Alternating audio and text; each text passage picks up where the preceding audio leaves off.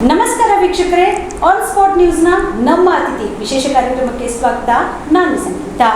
ಕಲಬುರಗಿ ಮತಕ್ಷೇತ್ರದ ಲೋಕಸಭಾ ಚುನಾವಣೆಯ ಪ್ರಬಲ ಬಿಜೆಪಿ ಆಕಾಂಕ್ಷಿಯೂ ಹೌದು. ಹಾಗೆ ಸಮಾಜಮುಖಿ ಕಾರ್ಯಗಳನ್ನು ಮಾಡ್ತಾ ಪಕ್ಷದಲ್ಲಿ ತನ್ನದೇ ಆದ ಸ್ಥಾನಮಾನವನ್ನು ಪಡೆದುಕೊಂಡು ಪಕ್ಷಕ್ಕಾಗಿ ಪ್ರಾಮಾಣಿಕವಾಗಿ ದುಡಿದಂತಹ ಒಬ್ಬ ವ್ಯಕ್ತಿ ಯಾರು ಅನ್ಕೊಂಡ್ರ, ರಾಜ್ಕುಮಾರ್ ಚೌಹಾಣ್ RMC ಅವರು ನಮ್ಮೊಂದಿಗಿದ್ದಾರೆ. ಬನ್ನಿ ಅವರಿಗೆ ಕಾರ್ಯಕ್ರಮಕ್ಕೆ ಸ್ವಾಗತಿಸೋಣ. ಸರ್, ಕಾರ್ಯಕ್ರಮಕ್ಕೆ ಸ್ವಾಗತ ಸರ್. ಎಲ್ಲರಿಗೂ ನಮಸ್ಕಾರ ಸರ್. ಮೊಟ್ಟ ಮೊದಲನೇದಾಗಿ ತಮ್ಮ ಪರಿಚಯ, ತಮ್ಮ ತಂದೆ ತಾಯಿಯ ಪರಿಚಯ. ನನ್ನ ಹೆಸರು ರಾಜ್ಕುಮಾರ್ ಚೌಹಾಣ್ ಅಂತ. ನನ್ನ ತಂದೆ ಹೆಸರು ಮಾನ್ಸಿಂಗ್ ಚೌಹಾಣ್ ಅಂತ. ತಾಯಿ ಹೆಸರು ರತ್ನಾಬಾಯಿ ಅಂತ. ನಾವು ಹುಟ್ಟಿದ್ದು ಅಫ್ಜಲ್ಪುರ್ ತಾಲೂಕಿನ ಹಳ್ಯಾಳ ಅಂತ ಒಂದು ಸಣ್ಣ ಗ್ರಾಮ, ಆ ತಾಂಡದಿಂದ, ಹಳ್ಯಾಳ ತಾಂಡದಿಂದ ಅಲ್ಲಿ ನಾನು ಹುಟ್ಟಿದ್ದು. ನಾನು 6-7 ವರ್ಷವರಾಗ ನಮ್ಮ ತಾಯಿ ತಂದೆಯಂದು ಒಂದು ಹೊಟ್ಟೆಪಾಡಿಗಾಗಿ ಇಲ್ಲಿ ಕಲಬುರಗಿಗೆ ಬಂದರು. ಒಂದು ಇಟ್ಟಿಗೆ ಬಿಟ್ಟಿಯಲ್ಲಿ ಕೆಲಸ ಮಾಡ್ತಿದ್ರು. ಬಂದ ಮೇಲೆ ಇಲ್ಲಿ ನಾವು ಇಲ್ಲೇ ಉಳ್ಕೊಂಡೆವು. ಇಲ್ಲೇ ಕೆಲಸ ಅವ್ರು ಮಾಡ್ತಿದ್ರು. ಹಾಂ, ಇಲ್ಲೇ ನೆನೆಸ್ಕೊಂಡಿವಿ. ಸರ್, ಮೂಲತಃ ತಮ್ಮ ಊರು ಹಳ್ಯಾಳ ಅಂತ ಊರು ನಮ್ಮದು.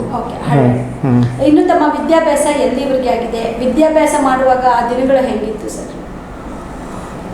ವಿದ್ಯಾಭ್ಯಾಸ ಅಂತಂದರೆ ಅದು ಭಾಳ, ಅದು ನೆನೆಸ್ಕೊಂಡ್ರೆ ಒಂಥರ ಮೈ ಜುನ್ ಅನ್ನತ್ತೆ. ಬಟ್ ಪ್ರತಿಯೊಂದು ಕ್ಷಣ ನನ್ನ ಕಣ್ಣೆದುರು ಬರ್ತಾಯಿದೆ ಆ ದಿನಗಳು, ಅವು ನೋವುಗಳು. ನನ್ನ ತಾಯಿ ತಂದೆ ಮಾಡೋದಂಥ ಇಟ್ಟಂಗಿ ಬುಟ್ಟಿಯಾಗಿ ಕೆಲಸ ಮಾಡಿದಾಗ ನಮ್ಮ ತಾಯಿ ಆ ಒಂದು ಕೆಸರಿನ ಬುಟ್ಟಿ ಮೇಲೆ ಕೆಸರು ಹಾಕ್ಕೊಂಡು ತಂದು ಹಿಂಗೆ ಹಾಕುವಾಗ ಆಯಿತು. ನಮ್ಮ ಅತಿ ಬಡವ ನಮ್ಮ ಕುಟುಂಬ ಇರೋದ್ರಿಂದ ನಾವು 4 ಜನ ಅಣ್ತಂದರು, 3 ನಮ್ಮ ಸಿಸ್ಟರ್ಸ್ ಇದ್ದರು. ಅಷ್ಟು ದೊಡ್ಡ ಕುಟುಂಬ ಇದ್ದರೂ ಕೂಡ ನಮ್ಮ ತಾಯಿ ತಂದೆಯವರು ಅಷ್ಟೊಂದು ಕೆಲಸ ಮಾಡಿ ಸರ್ಕಾರಿ ರಾಜಾಪುರ ಹಿರಿಯ ಪ್ರಾಥಮಿಕ ಶಾಲೆಯಲ್ಲಿ ಅಲ್ಲಿ ನಮಗೆ ಅಡ್ಮಿಷನ್ ಮಾಡಿದರು. ಅಲ್ಲೇ ನಾವು ಪ್ರೈಮರಿ ಅಲ್ಲೇ ಮುಗಿಸಿದೆ. ಅದ್ರ ಜೊತೆಗೆ ಕೆಲಸಕ್ಕೆ ನಮ್ಮ ಪರಿವಾರಕ್ಕೆ ಸ್ವಲ್ಪ ಅವ್ರದ್ದು ಕಷ್ಟ, ತಾಯಿ ತಂದೆ ಕಷ್ಟ ನೋಡೋಕೆ ನಾವು ಕೂಡ ಕೆಲಸ ಮಾಡ್ತಾಯಿದ್ದೇವೆ. ಎಲ್ಲರೂ, ನಾವು ನಮ್ಮ ಅಣ್ಣಾಗಿರ್ಬೋದು, ತಮ್ಮದಿರಾಗಿರ್ಬೋದು, ಎಲ್ಲರೂ ಕೆಲಸ ಮಾಡಿಸ್ತಿದ್ದು. ಅಲ್ಲೇ ಹೈಸ್ಕೂಲ್ ಮುಗಿಸಿದ ಮೇಲೆ ಅಲ್ಲಿಂದು ಹೈಸ್ಕೂಲ್ಗೆ ಪ್ರಾಕ್ಟೀಸಿಂಗ್ ಅಂತ ಬಂದು ಅಲ್ಲಿ ಭೀ ಕೂಡ ಹಿಂಗೆ ಕೆಲಸ ಮಾಡೋದು, ಸ್ಕೂಲಿಗೆ ಹೋಗೋದು, ಈ ಥರ ಮಾಡಿ ಭಾಳ ಭಾಳ ಕಷ್ಟದಿಂದ ಬಂದಂಥ ನಮ್ಮದು ಪರಿವಾರ. ನಾನು ಕೂಡ ಕಷ್ಟ ಅನುಭವಿಸೇ ಬಂದಿದ್ದೀನಿ. ಆದರೆ ಆ ಕಷ್ಟ ಅನುಭವಿಸಿದ್ದು ಈಗೇನು ಯಾರೇ ಒಬ್ರಿಗೆ ನೋಡಿದ್ರೆ ನನಗೆ ಆ ಹಿಂದಿನ ನೆನಪು ಬರುತ್ತೆ. ನೋಡಪ್ಪ, ಈ ಕಷ್ಟ ಅವರಿಗೆ ಕೂಡ ಬರಬಾರ್ದು. ಒಂದು ಜೀವನದಲ್ಲಿ ಬಡತನ ಅಂದ್ರೆ ಅದು ಎಷ್ಟು ಭಯಂಕರವಾದ ಒಂದು ಸನ್ನಿವೇಶ. ಸೊ ನೀವು ಹೇಳಿದ್ರಿ, ನಾನು ಓದ್ತಾನೆ ಕೆಲಸ ಮಾಡಿದೆ ಅಂತ. ಸೊ ನಿಮ್ಮ ಎಷ್ಟನೇ ವಯಸ್ಸಿನಲ್ಲಿ ನಾನು ಕೆಲಸ ಮಾಡಬೇಕು, ನಮ್ಮ ತಂದೆ ತಾಯಿಗೂ ಹೆಲ್ಪ್ ಮಾಡಬೇಕು, ನನ್ನಿಂದ ಆಗಬೇಕು, ಯಾಕಂದರೆ ಕಡು ಬಡತನದ ಕುಟುಂಬ ನಿಮ್ಮದು ಅಂತ ಹೇಳಿದ್ರಿ. ಸೊ ಎಷ್ಟನೇ ವಯಸ್ಸಲ್ಲಿ, ಯಾವ ತರಗತಿಯಲ್ಲಿ ತಾವು ವಿದ್ಯಾಭ್ಯಾಸ ಮಾಡಬೇಕಾದ್ರೆ ನಾನು ಕೆಲಸ ಮಾಡಬೇಕು ಅಂತಕ್ಕಂಥದ್ದು ನಿಮ್ಮ ಮನಸ್ಸಲ್ಲಿ ಬಂತು ಸರ್? ನೋಡಿರಿ, ನಾವು ಅಂತಂದು 10-12 ವರ್ಷ ಇರುವಾಗಲೇ ಇಟ್ಟಂಗಿ ಬಟ್ಟಿಯಲ್ಲಿ ಅದು ಕೆತ್ತಂತ ಒಂದು ಸುಲಿಯೋದಂಥ ಒಂದು ಕೆಲಸ ಆಗಿರ್ತಿತ್ತು ಸಣ್ಣ ಮಕ್ಕಳಿಗೆ. ಅದು ಮಾಡ್ಕೋತಿರ್ತಿದ್ದೀವಿ. ಅದರ ಜೊತೆಗೆ ಹಿಂಗೆ ಹೈಸ್ಕೂಲಿಗೂ ಕೂಡ ಹೋಗ್ತಿದ್ದೀವಿ. ಬಟ್ ಅಲ್ಲಿಂದ ಯಾವಾಗ ಭೀ ಯಾಕಂದ್ರೆ ನಮ್ಮ ಪರಿವಾರ ದೊಡ್ಡದಿರೋ ಕಾರಣ, ಬಡತನ ಇರೋದ ಕಾರಣ ನಾವು ಎಲ್ಲರೂ ಕೆಲಸ ಮಾಡೋದು ನಮ್ಮ ಅನಿವಾರ್ಯ ಇತ್ತು. ಯಾರೇ ಆಗಿ ಮಾಡಲೇಬೇಕಾಗಿತ್ತು. ನಾವು ಊಟ ಮಾಡಬೇಕಾದ್ರೆ ನಮ್ಮ ಹೊಟ್ಟೆ ತುಂಬಿಸ್ಕೋಬೇಕಾಗಿತ್ತು ಅಂದ್ರೆ ನಾವು ಕೆಲಸ ಮಾಡೋದು ಅವಶ್ಯಕತೆ ನಿಂತಿಲ್ಲ. ಹಾಗಾಗಿ ಕಡ್ಡಾಗಿ ನಾವು ಕೆಲಸ ಮಾಡ್ಕೊತೇ ಇದ್ದೀವಿ. ಅದ್ರ ಜೊತೆಗೆ ಒಂದೊಂದು ದಿವಸ ಸ್ಕೂಲಿಗೆ ಆಬ್ಸೆಂಟ್ ಆಗಿ ಅಲ್ಲಿ ಹೋಗಿ ಮತ್ತೆ ಕೆಲಸಕ್ಕೆ ಹೋಗ್ತಿದ್ವಿ. ಆ ನಂತರ ಎಲ್ಲೋ ಹೊಲದಾಗಲ್ಲಿ ಕೆಲಸ ಮಾಡ್ತಿದ್ದೀವಿ. ಆಮೇಲೆ ಅವರು ತರಕಾರಿಯಿಂದ ತೋಟ ಮಾಡ್ತಿದ್ದೀವಿ. ಆ ತೋಟಲಿಂದ ತರಕಾರಿ ತಂದು ಟಾಂಗ ಅಂತೇಳಿ ಹಾಕ್ತಿದ್ರು. ಅದು ತಂದು ಟಾಂಗಕ್ಕೆ ಹಾಕ್ತಿದ್ದೀವಿ. ಈ ಥರ ಎಲ್ಲ ಕೆಲಸ ಮಾಡ್ತಿದ್ದೀವಿ. ಸೊ ವಿದ್ಯಾಭ್ಯಾಸ ಮಾಡ್ತಾನೆ ದುಡಿದು ನಿಮ್ಮ ಜೀವನ. ಸರ್, ನೀವು ಸಾಮಾಜಿಕ ಸೇವೆ ಅಂದರೆ ನೀವು ಸಣ್ಣವರಿದ್ದಾಗನೇ ನನಗೆ ಈ ಥರ ಕಷ್ಟ ಇದೆ, ನಾನು ಮುಂದೆ ಒಬ್ಬ ದೊಡ್ಡ ವ್ಯಕ್ತಿ ಆಗಬೇಕು ಅಂತ ಅಂದ್ಕೊಂಡ್ರೆ ಯಾರಾಗಬೇಕು ಅಂತ ಅಂದ್ಕೊಂಡಿದ್ರಿ? ದೊಡ್ಡ ವ್ಯಕ್ತಿ ಅಂತ ಅವ್ರು ಅನ್ನೋದೇ ಒಂದೇ ಒಂದು ನಮ್ದು ಗುರಿಯಾಗಿತ್ತು. ಈ ಬಡತನ ನನಗೆ ಬರೋದಂಥ, ನಮ್ಮ ಪರಿವಾರಕ್ಕೆ ಬರೋದಂಥ ಕಷ್ಟಗಳನ್ನು ಬೇರೆ ಯಾರಿಗೆ ಬರಬಾರ್ದು, ಜೀವನದಲ್ಲಿ ಏನಾದರೂ ಒಂದು ಸಾಧನೆ ಮಾಡಬೇಕು, ಮುಂದೆ ಬರಬೇಕು, ಈ ಬಡತನ ನಂಬೋದು ಇದರಲ್ಲಿಂದ ಹೋಗಲಾಡಿಸ್ಬೇಕು ನಮ್ಮ ಪರಿವಾರದಿಂದ ಅಂಥೇಳಿ ಅದು ಒಂದು ಭಾಳ ನನ್ನಲ್ಲಿ ಒಂದು ಛಲ ಇತ್ತು. ಏನರೇ ಒಂದು ನಾವು ಯೋಚನೆ ಮಾಡ್ತಾ ಇದ್ದೆ, ಅದು ಸಕ್ಸಸ್ ಆಗಲಿಲ್ಲ, ಏನರೇ ಮಾಡೋದು ಅದು ಒಳ್ಳೆಯ ರೀತಿಯಾದ ಕೆಲಸ, ಅದು ಯಾವುದೇ ಕೆಟ್ಟ ಕೆಲಸ ಎಲ್ಲ, ನಾವು ದುಡಿದು ಮುಂದೆ ಬರಬೇಕು. ಅದೇ ರೀತಿ ನಾನು 2000ರಲ್ಲಿ ಇಲ್ಲಿ ಔಟ್ಸೋರ್ಸ್ ಮೇಲೆ ಕೆಲಸಕ್ಕೆ ತಗೋತಾಯಿದ್ರು. ಅಲ್ಲಿ 2 ವರ್ಷ ಕೆಲಸ ಕೂಡ ಮಾಡಿದ್ದೀನಿ ಗುಲ್ಬರ್ಗ ವಿಶ್ವವಿದ್ಯಾಲಯದಲ್ಲಿ. ಅಲ್ಲಿ ಎಂ ಮುನಿಯಮ್ಮ ವಿ ಸಿ ಅವರಿದ್ದರು. ಅದರಿಂದ ಅಲ್ಲಿದ್ದು ನಾನು PUC ಮುಗಿಸಿದೆ ಗೌರ್ಮೆಂಟ್ ಕಾಲೇಜಲ್ಲಿ. PUC ಓದುವಾಗಲೇ ಅದು ಕೆಲಸಕ್ಕೆ ಹೋಗ್ತಿದ್ದೆ ನಾನು, ನೈಟ್ ಶಿಫ್ಟು. ಕೆಲಸಕ್ಕೂ ಹೋಗ್ತಿದ್ರಿ, ವಿದ್ಯಾಭ್ಯಾಸ ಹಾಂ. ಎಲ್ಲಿವರೆಗೂ ವಿದ್ಯಾಭ್ಯಾಸ ಮುಗಿಸಿದ್ರಿ ಸರ್ ತಮ್ಮ? ವಿದ್ಯಾಭ್ಯಾಸ ನಮ್ಮದು PUCಯಲ್ಲೇ ಮುಗೀತು. ಯಾಕಂದರೆ ಎಲ್ಲ ಒಂದು ನಮ್ಮ ಪರಿವಾರದ ಒಂದು ಜವಾಬ್ದಾರಿ ಎಲ್ಲರೂ ನೋಡೋಂಥ, ಮತ್ತು ಹಾಗಾಗಿ ಕೆಲಸ ಮಾಡೋದೇ ಒಂದು ಗುರಿ, ಏನರೇ ಬಿಸ್ನೆಸ್ ಮಾಡೋಣ ಅಂತ ಹೇಳಿ ನಾವು ಕಾಲೇಜ್ ಕಡೆ ಅಷ್ಟು ಒತ್ತು ಕೊಡಲಿಲ್ಲ. ಅದ್ರ ಮಾಡಿ ಆವಾಗಲೇ ಒಂದು ಇಟ್ಟಂಗಿ ಬಟ್ಟಿ, ಇಟ್ಟಂಗಿ ಬಟ್ಟಿಯಲ್ಲಿ ನನ್ನ ತಾಯಿ ತಂದೆ ಕೆಲಸ ಮಾಡ್ತಿದ್ದರು, ಅದೇ ಒಂದು ಮಾಡೋಣ, ನಮಗೆ ಅದರದ್ದೇ ಸ್ವಲ್ಪ ನಾಲೆಜ್ ಇತ್ತು. ಹಾಗಾಗಿ ಆ ಇಟ್ಟಂಗಿ ಬಟ್ಟಿ ನಾವೇ ಸ್ವಂತ ಯಾಕೆ ಆಗಬಾರ್ದು ಅಂತ ಒಂದು ನನ್ನ ತಲೆಯಲ್ಲಿ ಒಂದು ಎಡೆ ಬಂತು. ಹಾಗೆ ಒಂದು ಕೆನರಾ ಬ್ಯಾಂಕದು ಒಂದೊಂದು ಸಾಲ ತೊಗೊಂಡು ಅಲ್ಲಿ ಒಂದು ನಮ್ಮದೇ ಆದಂಥ ಒಂದು ಸಣ್ಣ ಕೈಗಾರಿಕೆ ಇಟ್ಟಂಗಿ ಬಟ್ಟಿ ಸ್ಟಾರ್ಟ್ ಮಾಡಿದ್ದೀವಿ. ಅದರಲ್ಲಿ ಎಲ್ಲರೂ ಪರಿವಾರ ಜೋಡಿಸ್ಕೊಂಡು ಎಲ್ಲ ಅದನ್ನೇ ಮಾಡ್ಕೋತ ಬಂದೀವಿ. ಆದ ನಂತರ ಅದಕ್ಕೆ ಜೋಡಣೆ ಅಂದರೆ ಲಿಂಕ್ ಬಿಸ್ನೆಸ್, ಅದು ಇಟ್ಟಂಗಿ ಆದಮೇಲೆ ಅವು ಯಾರಿಗೆ JCB ಬೇಕಾಗಿತ್ತು, ಅದು ಟ್ರ್ಯಾಕ್ಟರ್ ಬೇಕಿತ್ತು, ಅದ್ರ ಜೋಡಣೆ ಅವು ಭೀ ನಾವು ಒಂದು ಖರೀದಿ ಮಾಡ್ಕೊಂಡು, ಮತ್ತು ಎಲ್ಲರದ್ರ ಆ ಕೆಲಸಕ್ಕೆ ಜೋಡಣೆ ಆಗೋವಂಥ ಯಾವ್ಯಾವ ಉಪಕರಣ, ಯಾವ್ಯಾವ ಸಾಮಗ್ರಿಗಳು, ಅವು ಒಂದೊಂದು ನಮ್ಮದೇ ಆದ ಒಂದೊಂದು ಇಟ್ಕೊತ ಬಂದೀವಿ. ಸೊ ವಿದ್ಯಾರ್ಥಿ ಜೀವನದಲ್ಲೇ ಇಂಥ ಒಂದು ದೊಡ್ಡ ನಿರ್ಧಾರ ಮಾಡಿ ಮನೆತನದ ಒಂದು ಜವಾಬ್ದಾರಿಯನ್ನು ಹೊತ್ಕೊಂಡಿರ್ತಾವೆ ಸರ್. ಇನ್ನು ತಾವು PUCಯಲ್ಲಿ ಓದ್ಬೇಕಾದ್ರೆ ನಾನು ಕೆಲಸ ಮಾಡಿ ಇದು ಒಂದು ದೊಡ್ಡ ಜವಾಬ್ದಾರಿ ಹೊತ್ಕೊಂಡಿದ್ದೀನಿ ಅಂತ ಹೇಳಿದ್ರಿ. ಸೊ ಎಲ್ಲ ಒಂದು ಕಡೆ ಬಡತನದಿಂದ ಸ್ವಲ್ಪ ರಿಲೀಫ್ ಸಿಕ್ತು ಅನ್ನೋ ಹಾಗೆ ಅಂತಿದ್ದಂಗೆ ಓದು ಅಭ್ಯಾಸನ ನಿಲ್ಲಿಸಿದ್ರೆ, ರಾಜಕೀಯಕ್ಕೆ ಬರಬೇಕು ಅಂತ ಯಾಕೆ ಅನಿಸ್ತು? ರಾಜಕೀಯಕ್ಕೆ ಬರಬೇಕು ಅಂದ್ರೆ ಒಂದು ಬಿಸ್ನೆಸ್ಗಿಂತ ಒಂದು ರಾಜಕೀಯದಲ್ಲಿ ಇಷ್ಟು ಶಕ್ತಿ ಇದೆ. ರಾಜಕೀಯದಲ್ಲಿ ಜೀವನದಲ್ಲಿ ಮುಂದೆ ಬರಬೇಕಾಗೋದು ಆಯಿತು ಜನರ ಪರವಾಗಿ, ಕಡು ಬಡವರ ಕೆಲಸಕ್ಕೆ ಏನು ನನ್ನಂಗೆ ಇನ್ನೊಬ್ಬರು ಆಗಬಾರ್ದು ಅಂತೇಳಿ ಏನರೇ ಉದ್ದೇಶ ಇಟ್ಕೊಂಡು ಅಲ್ಲಿ ಅದು ಒಂದೇ ಒಂದು ಮಾರ್ಗ ರಾಜಕೀಯ. ರಾಜಕೀಯ ವ್ಯಕ್ತಿ ಒಂದು ಸಣ್ಣ ಕಾರ್ಯಕರ್ತರಿರ್ಬೋದು, ಒಬ್ಬ ಗ್ರಾಮ ಪಂಚಾಯತಿ ಸದಸ್ಯ ಇರ್ಬೋದು, ಬಟ್ ಅವನಿಗಿರೋಂಥ ಎಲ್ಲ ಈ ಡಿಪಾರ್ಟ್ಮೆಂಟ್ ಎಲ್ಲ ಸರ್ಕಾರಿ ಸೌಲಭ್ಯಗಳನ್ನು ಅವೆಲ್ಲ ತಿಳ್ಕೊಂಡ್ರೆ, ಆ ಸರ್ಕಾರಿ ಸೌಲಭ್ಯಗಳನ್ನು ಪ್ರತಿ ಬಡವರಿಗೆ ಮುಟ್ಟಿಸಿದರೆ ಅವರಿಗೆ ತುಂಬ ಹೆಲ್ಪ್ ಆಗುತ್ತೆ. ಮತ್ತು ಬರೋಂಥ ಅವ್ರ ಜೀವನದಲ್ಲಿ ಕಷ್ಟ ಆಗುವಂಥ ಈಸಿಯಾಗಿ ನಿವಾರಣೆ ಆಗ್ಬೋದು ಅಂಥೇಳಿ ನಂದು ಏನರ ಸಾಧನೆ ಬೇಕು. ಇದು ನಂದು ಹೊಟ್ಟೆ ತುಂಬ ಕಷ್ಟದಿಂದ ಬಂದು ಅದು ಒಂದು ಅನುಭವ ನನಗೆ. ಆ ಅನುಭವದಿಂದಲೇ ನಾ ಏನಾದರೂ ಮಾಡಬೇಕು ಜೀವನದಲ್ಲಿ, ಇನ್ನೊಬ್ಬರಿಗೋಸ್ಕರ, ನಮ್ಮ ರಕ್ತ ಸಂಬಂಧ ಬಿಟ್ಟು ಇನ್ನೊಬ್ರಿಗೋಸ್ಕರ ಏನರೇ ಮಾಡಬೇಕು, 4 ಮಂದಿದು ಹೆಲ್ಪ್ ಆಗೋ ಮುಂದೆ ಅವರ ಕಷ್ಟದಲ್ಲಿ ಭಾಗಿಯಾಗಬೇಕು ಅಂಥೇಳಿ ನಾನು ರಾಜಕೀಯಕ್ಕೆ ಬಂದೆ.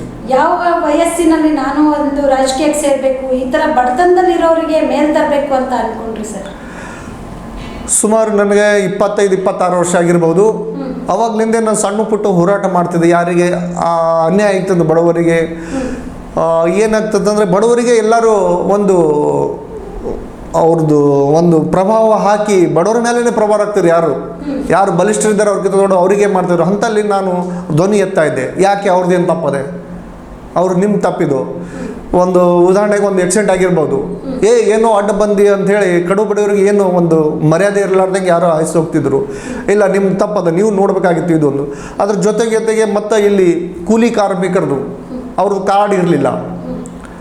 ಅವರು ಮತ್ತು ಕೂಲಿ ಕಾರ್ಮಿಕರು ಭಾಳಷ್ಟು ಜನ ಹಳ್ಳಿಗಳಲ್ಲಿ ಈಗ ಭೀ ಕೂಡ ನಾವಿಲ್ಲ ವಲಸೆ ಹೋಗ್ತಾರೆ. ಅವ್ರ ಮಕ್ಕಳ ಜೀವನ ಏನು, ಅವರು ಕೂಲಿ ಮಾಡಬೇಕು, ಅವ್ರ ಮಕ್ಕಳು ಭೀ ಕೂಲಿ ಮಾಡಬೇಕು. ಅವರು ಇಲ್ಲಿ ಬಿಟ್ಟು ಬೇರೆ ಬಾಂಬೆಗೆ ಹೋಗ್ತಾರೆ, ಇನ್ನೊಂದು ತೆಲಂಗಾಣ ಹೋಗ್ತಾರೆ, ಬೇರೆ ಬೇರೆ ಸ್ಟೇಟಿಗೆ ಹೋದರೆ ಅವ್ರ ಮಕ್ಕಳ ಭವಿಷ್ಯದ ಬಗ್ಗೆ ಅದೊಂದು ಸ್ವಲ್ಪ ಅರಿವು ಮೂಡಿಸಿದೆ. ನಿಮ್ಮ ಹೊಟ್ಟಿಪಾಡಿಗೆ ಹೋಗ್ತಾರೆ, ನಿಮ್ಮ ಮಕ್ಕಳ ಜೀವನ ಏನು, ಅವ್ರ ಮುಂದೆ ಕೂಲಿನೇ ಮಾಡಬೇಕಾ, ಇದಂತ ಎಲ್ಲ ನನ್ನ ಬಳಿ ಒಂದು ಆಸಕ್ತಿ ಇತ್ತು. ಯಾಕಂದ್ರೆ ನಾ ಅನುಭವಿಸಿದ ನೋವು ಇನ್ನವ್ರಿಗೆ ಮಕ್ಕಳಿಗೆ ಆಗಬಾರ್ದಂಥ ಒಂದು ಉದ್ದೇಶಕ್ಕಾಗಿ ಅವರಿಗೆಲ್ಲ ಜಾಗೃತಿ ಮಾಡ್ತಿದ್ದೆ. ಇಲ್ಲ, ನೀವು ಎಲ್ಲೇ ಇದ್ದಲ್ಲಿ ಊರೇರಿ, ಸರ್ಕಾರಿ ಸೌಲಭ್ಯತೆಗಳು ತೊಗೊಳ್ರಿ, ಇಲ್ಲೇ ಕೆಲಸ ಮಾಡಿರಿ ನೀವು. ಯಾಕಂದ್ರೆ ನಿಮ್ಮ ಮಕ್ಕಳಿಗೆ ಓದಿಸ್ರಿ. ಸಾಕಷ್ಟು ಸರ್ಕಾರಿ ಸೌಲಭ್ಯಗಳಿವೆ, ಹಾಸ್ಟೆಲ್ಸ್ ಇದೆ, ಹಾಗಾಗಿ ಕಾಲೇಜು ಇದೆ, ಹೈಸ್ಕೂಲ್ ಇದೆ, ಎಲ್ಲರಿಗೂ ಓದಿಸ್ರಿ ಅಂಥೇಳಿ ಇದಕ್ಕೆ ಧ್ವನಿಯಾಗಿ ಎಷ್ಟು ಸಾಧ್ಯ ಆದ ಅಷ್ಟೇ ಕೆಲವು ಹಳ್ಳಿ ಜನರ, ವಿಶೇಷವಾಗಿ ನಮ್ಮ ತಾಂಡ ಜನರಲ್ಲಿ ಆಯಿತು. ಹಾಂ, ಅವರು ಮುಡಿಸಿದ್ರು. ಮತ್ತು ನಮ್ಮಲ್ಲಿ ಏನಾಯ್ತಪ್ಪ ಅಂತಂದ್ರೆ ಹೆಣ್ಣು ಮಕ್ಕಳಿಗೆ ಯಾಕಪ್ಪ ಓದಿಸೋದು, ಇವ್ರಿಗೆ ಮದುವೆ ಮಾಡಿಕೊಡೋದು ಅಂತ ಒಂದು ಇದು ಇತ್ತು. ಹಾಗಾಗಿ ಅವ್ರಿಗೆ ಹೇಳ್ದನ್ನ, ಇಲ್ಲ ಹೆಣ್ಣು ಮಕ್ಕಳು ನಮ್ಮ ಮಕ್ಕಳದು, ಅವರು ಮುಂದೆ ಒಂದು ಪರಿವಾರದಲ್ಲಿ ಒಬ್ಬರು ಕೂಡ ಓದಿದಂದರೆ ಆ ಪೂರಾ ಪರಿವಾರ ಹ್ಯಾಂಗಿರಬೇಕು, ಮತ್ತು ಎಲ್ಲ ಒಂದು ಶಿಸ್ತು ಇರುತ್ತೆ. ಮತ್ತು ಅವ್ರು ಬರೋಂಥ ಜೀವನದಲ್ಲಿ ಈಗ ಬಿಸ್ನೆಸ್ ಆಗಿರ್ಬೋದು, ಜಾಬ್ ಆಗಿರ್ಬೋದು, ಏನೇ ಆಗಿದೆ ಅಂದರೆ ಕಂಪಲ್ಸರಿ ನೀವು ಓದಲೇಬೇಕು, ಅವ್ರು ಕೂಡ ನಮ್ಮ ಮಕ್ಕಳು, ಅದನ್ನು ಇದು ಮಾಡಬೇಡ್ರಿ ಅಂಥೇಳಿ ಎಲ್ಲರಿಗೂ ನಮ್ಮ ತಾಂಡದ ಎಲ್ಲ ಬಾಂಧವರಿಗೆ ಹೇಳ್ಕೊಂಡು ಎಲ್ಲರಿಗೂ ಎಚ್ಚರ ಕೊಡ್ತಿದೆ. ಅದ್ರ ನೀವು ಇನ್ನು ಹೇಳಿದ್ರಿ ಸಾಮಾಜಿಕ ಕಳಕಳಿ ಹೊಂದಿದಂಥ ಹೋರಾಟಗಳನ್ನು ನಾನು ಮಾಡಿದೆ, ನಮ್ಮ ಜನರಿಗೆ, ನಮ್ಮ ತಾಂಡ ಜನರಿಗೆ ಅರಿವು ಮೂಡಿಸಿದ್ದೆ, ಶಿಕ್ಷಣದ ಬಗ್ಗೆ ಹೆಣ್ಮಕ್ಳಿಗೆ ಶಿಕ್ಷಣನ ಕೊಡಿಸ್ರಿ ಅಂತಕ್ಕಂತಹ ಮಾತುಗಳನ್ನು ಹೇಳಿ ಮೇಲ್ತರಕ್ಕೆ ಒಂದು ಹೆಲ್ಪ್ ಆಯಿತು ಅಂದ್ಕೊಳ್ತೀನಿ. ನೀವು ಮಾಡಿದಂತಹ ಹೋರಾಟಗಳು ಎಷ್ಟರ ಮಟ್ಟಿಗೆ ಜಯ ಸಿಕ್ಕಿವೆ ಸರ್?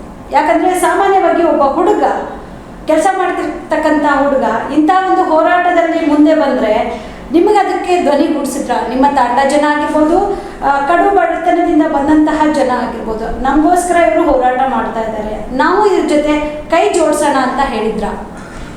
ಹಾಂ, ಅದರಲ್ಲಿ ಸುಮಾರು ಜನ ಅದಲ್ಲಿ ನಮ್ಮಲ್ಲಿ ಕೈ ಜೋಡಿಸ್ತಾ ಇದ್ದರು, ನಮ್ಮ ಜೋಡಿ ಬರ್ತಾವೆ. ಅದ್ರ ಕೆಲವೊಬ್ಬರು ಏನು ಹೇಳ್ತಾರೆ, ಅವು ವಿರೋಧಿ ಮಾಡ್ತಾವೆ ಇದು.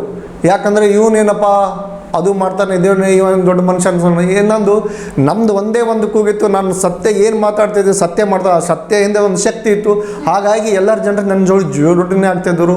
ಯಾರು ಅಲ್ಲಿ ಕಟ್ಟಿ ಕೂತ್ಕೊಂಡು ಮಾತಾಡೋರು ಅವ್ರಿಗೆ ತಲೆ ತಗ್ಗಂಥ ಕೆಲಸ ನಾನು ಕೆಲಸ ಮಾಡೋರು ಮಾಡಿದ್ದೀನಿ, ಅವರು ತಾನೇ ಸುಮ್ಮ ಕೂತಿದ್ದಾರೆ. ಅದು ಬರ್ತಾ ಬರ್ತಾ ಅವರು ಎಲ್ಲರೂ ತಾನೇ ಇಲ್ಲ, ಅವರಿಗೆ ಅವರು ಆದಮೇಲೆ ಇಲ್ಲ ಒಳ್ಳೆಯ ಕೆಲಸ ಮಾಡ್ತಿದ್ದಾನೆ, ಒಳ್ಳೆಯವ್ರಿಗೆ ಮಾಡಬೇಕು ಅಂದ್ಬಿಟ್ಟು.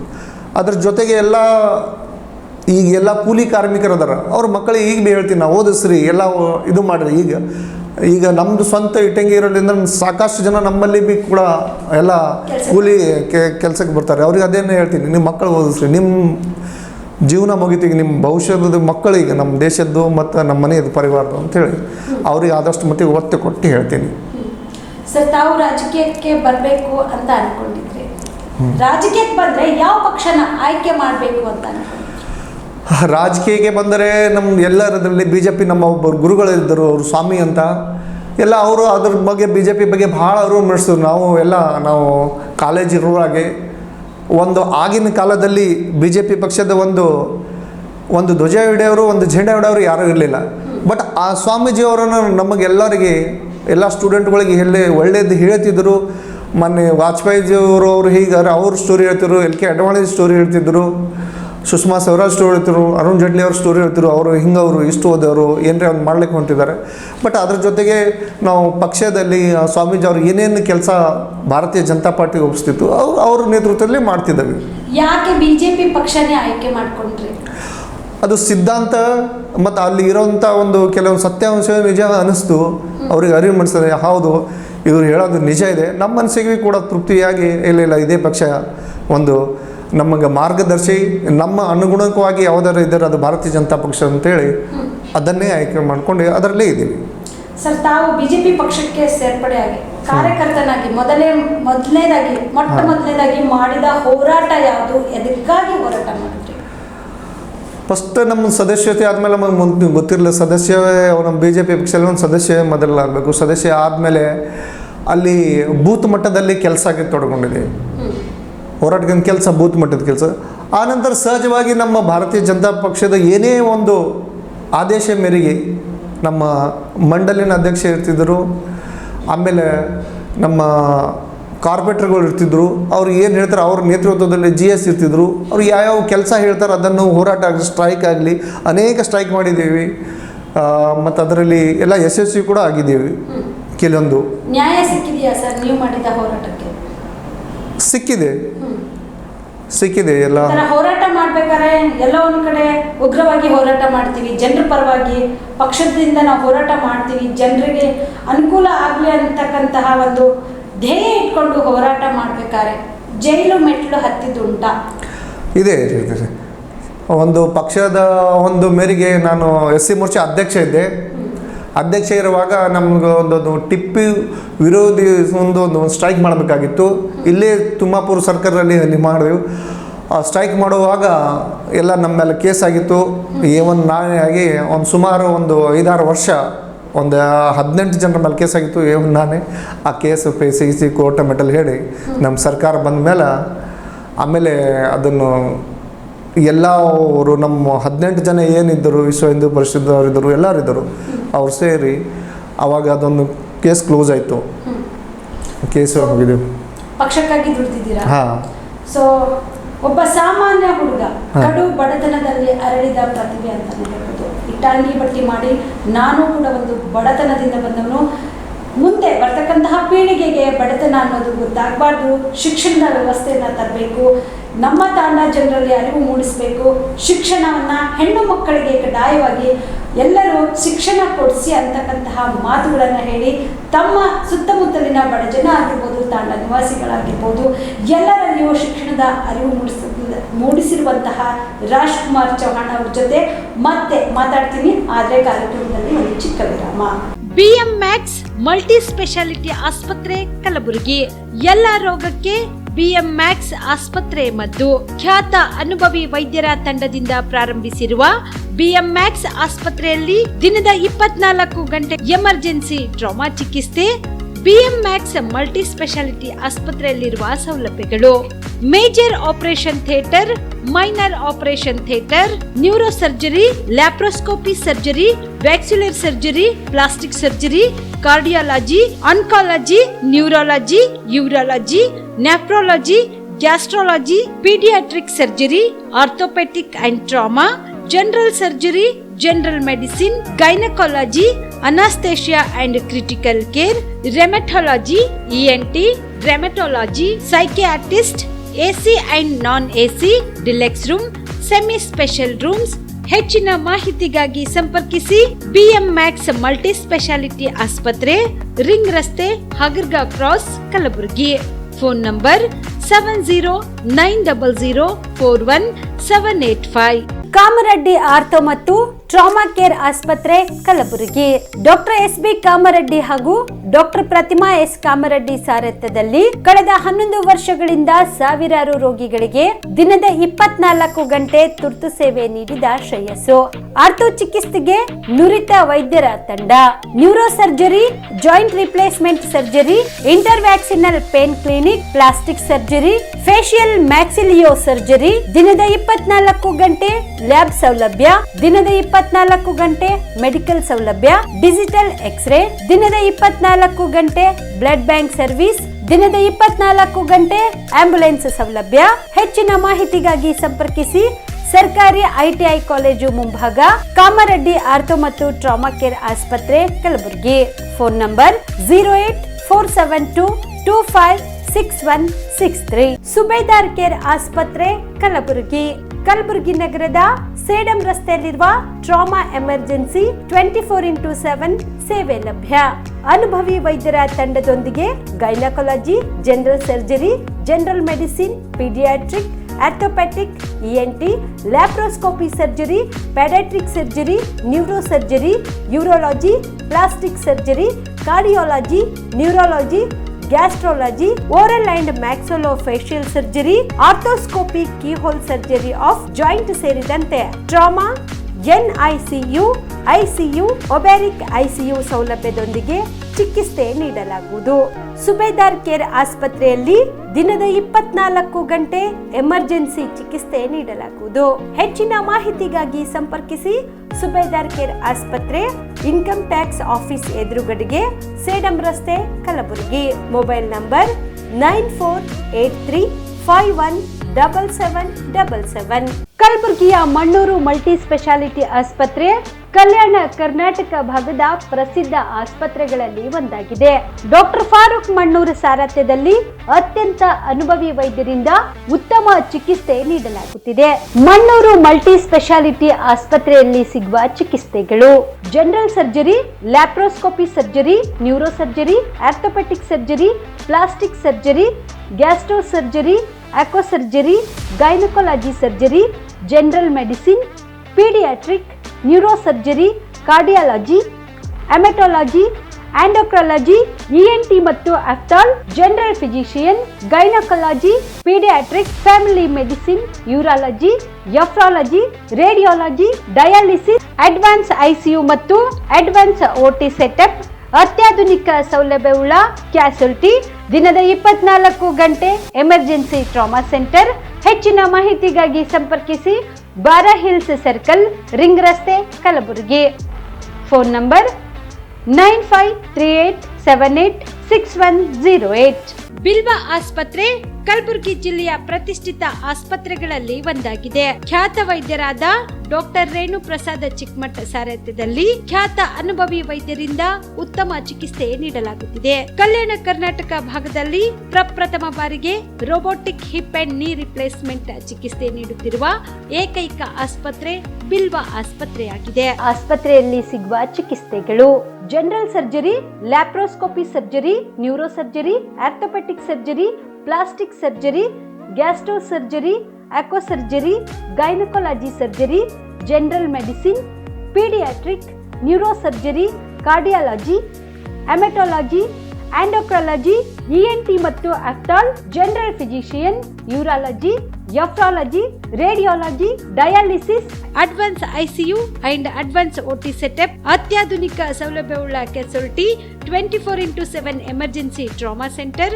ಹೆಚ್ಚಿನ ಮಾಹಿತಿಗಾಗಿ ಸಂಪರ್ಕಿಸಿ ಬಿಲ್ವಾ ಆಸ್ಪತ್ರೆ, beside Amba Bhavani temple, new Jevargi road, Kalaburagi. Phone number 7420972719. ನೀವು ಕೂಡ ಕಣ್ಣಿನ ಸಮಸ್ಯೆ ಎದುರಿಸುತ್ತಿದ್ದೀರಾ? ಎಲ್ಲಿ ಚಿಕಿತ್ಸೆ ಪಡೆಯಬೇಕು ಅಂತ ಯೋಚನೆ ಮಾಡ್ತಾ ಇದ್ದೀರಾ? ಮತ್ಯಾಕೆ ತಡ? ದೃಷ್ಟಿ ಐ ಆಸ್ಪತ್ರೆ ಕಲಬುರಗಿಗೆ ಭೇಟಿ ನೀಡಿ. ಖ್ಯಾತ ಅನುಭವಿ ವೈದ್ಯರಿಂದ ಕಡಿಮೆ ದರದಲ್ಲಿ ಚಿಕಿತ್ಸೆ, ಕಣ್ಣಿನ ಪರೀಕ್ಷೆ, ಹೊಲಿಗೆ ರಹಿತ ಶಸ್ತ್ರಚಿಕಿತ್ಸೆ, ಪೊರೆ ಆಪರೇಷನ್, ಲೇಸರ್ ಇಂಜೆಕ್ಷನ್ ರಹಿತ ಶಸ್ತ್ರಚಿಕಿತ್ಸೆ, ಸಕ್ಕರೆ ಕಾಯಿಲೆ ಇರುವವರಿಗೆ ಲೇಸರ್ ಚಿಕಿತ್ಸೆ, ದೂರದೃಷ್ಟಿ ದೋಷ ಹಾಗೂ ಸಮೀಪ ದೃಷ್ಟಿ ದೋಷದ ಸಮಸ್ಯೆಗೆ ಸೂಕ್ತ ಪರಿಹಾರ, ಕನ್ನಡಕದ ಸೌಲಭ್ಯ, ಕಾಂಟ್ಯಾಕ್ಟ್ ಲೆನ್ಸ್ ಅಳವಡಿಕೆ, ಇಷ್ಟೆಲ್ಲ ಸೌಲಭ್ಯ ಒಂದೇ ಸೂರಿನಡಿ. ಹೆಚ್ಚಿನ ಮಾಹಿತಿಗಾಗಿ ಸಂಪರ್ಕಿಸಿ Gachchinmani tower, Big Bazaar ಮುಂದುಗಡೆ, Jagat circle, Kalaburagi. Phone number 7899328915. Navajeevana blood centre Kalaburagi. Kalaburagi ಜಿಲ್ಲೆಯ ಬೃಹತ್ blood bank Navajeevana blood centre ನಲ್ಲಿ ಎಲ್ಲಾ ಗ್ರೂಪ್ ನ ರಕ್ತದ ಜೊತೆಗೆ SDP, PRP, RDP, FFP, ಪ್ಲೇಟ್ಲೆಸ್ 24x7 ಲಭ್ಯ. ಕಲಬುರಗಿ ಜಿಲ್ಲೆಯ ಎಲ್ಲ ಆಸ್ಪತ್ರೆಯ ಬಾಗಿಲಿಗೆ ತುರ್ತು ಸೇವೆ. ಹೆಚ್ಚಿನ ಮಾಹಿತಿಗಾಗಿ ಸಂಪರ್ಕಿಸಿ ಓಲ್ಡ್ RTO ಕಚೇರಿ, ASM ಆಸ್ಪತ್ರೆ ಹತ್ತಿರ, ಕಲಬುರಗಿ. ಮೊಬೈಲ್ ನಂಬರ್ 8147796454 ಮತ್ತು 08472240066 240066.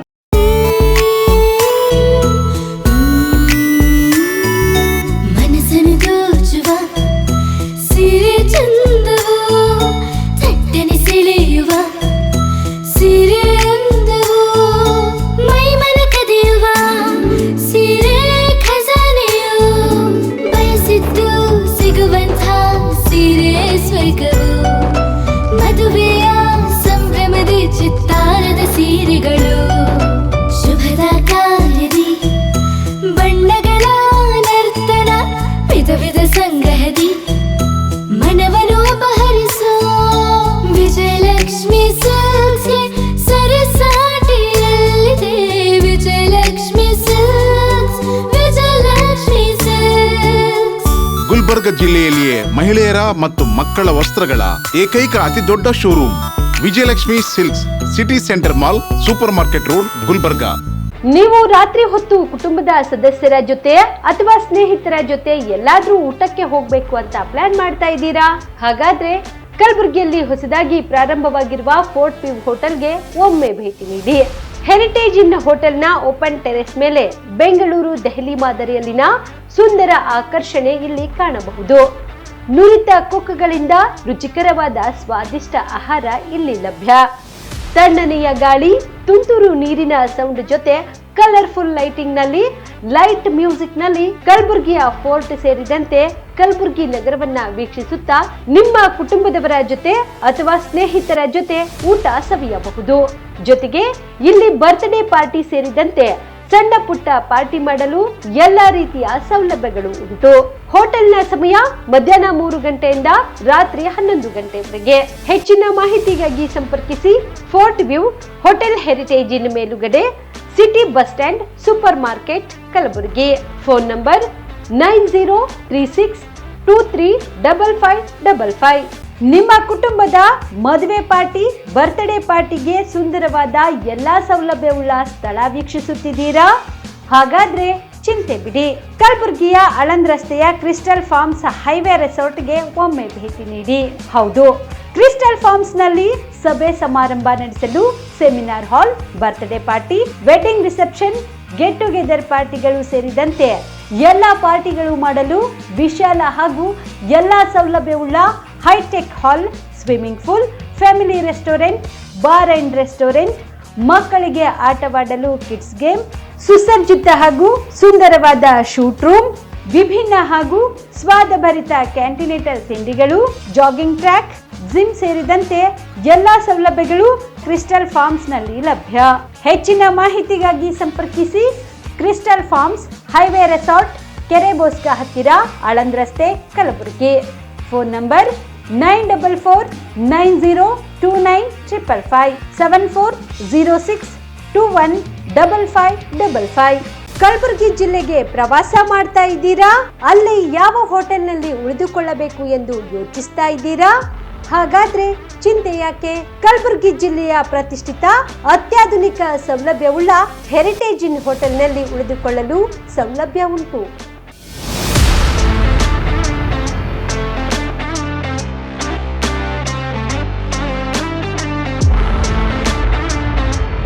ಜೊತೆಗೆ ಇಲ್ಲಿ ಅತ್ಯಾಧುನಿಕ ಸೌಲಭ್ಯವುಳ್ಳ ಡಿಲೆಕ್ಸ್ ರೂಮ್ಗಳು ಲಭ್ಯವಿದ್ದು ದಿನದ 24 ಗಂಟೆ ವೈಫೈ ಸೌಲಭ್ಯ ಕೂಡ ನೀಡಲಾಗಿದೆ. ಎಲ್ಲಾ ತರಹದ ಸೌಲಭ್ಯ ಕೂಡ ನೀಡಲಾಗುತ್ತಿದೆ. ರೆಸ್ಟೋರೆಂಟ್ ಸೌಲಭ್ಯದ ಜೊತೆಗೆ ಕಾರ್ ಪಾರ್ಕಿಂಗ್ ವ್ಯವಸ್ಥೆ ಕೂಡ ಮಾಡಲಾಗಿದೆ. ಹೆಚ್ಚಿನ ಮಾಹಿತಿಗಾಗಿ ಸಂಪರ್ಕಿಸಿ heritage inn hotel, city bus stand, super market, Kalaburagi. Phone number 9702205555.